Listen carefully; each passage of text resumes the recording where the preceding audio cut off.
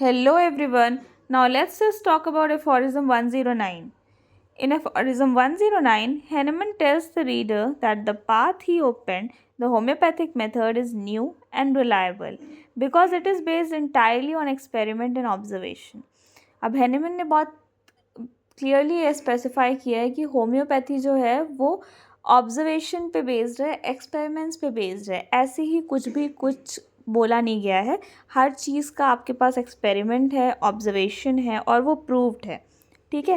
He says in effect, I was the first to open and pursue this path, testing medicines on the healthy to learn their effects, and I have done it with patience and conviction.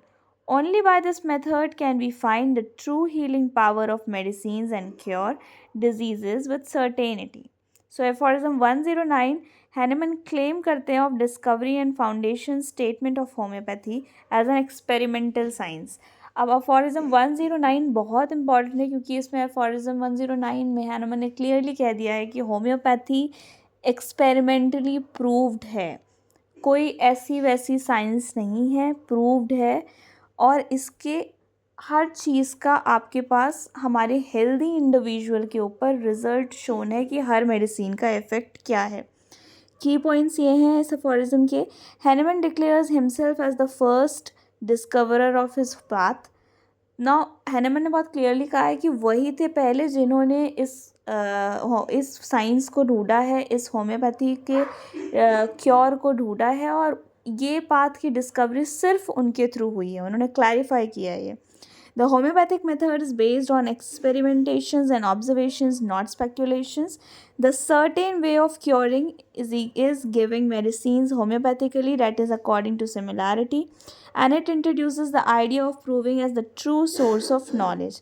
अब ये एक idea भी देते हैं कि true source of knowledge हमारा क्या है जिसकी बेसिस पे हम एक पेशेंट को ठीक कर सकते हैं।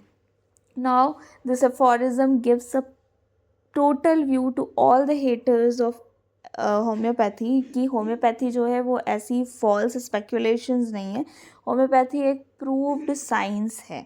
Okay, now I hope this aphorism is very clear to you.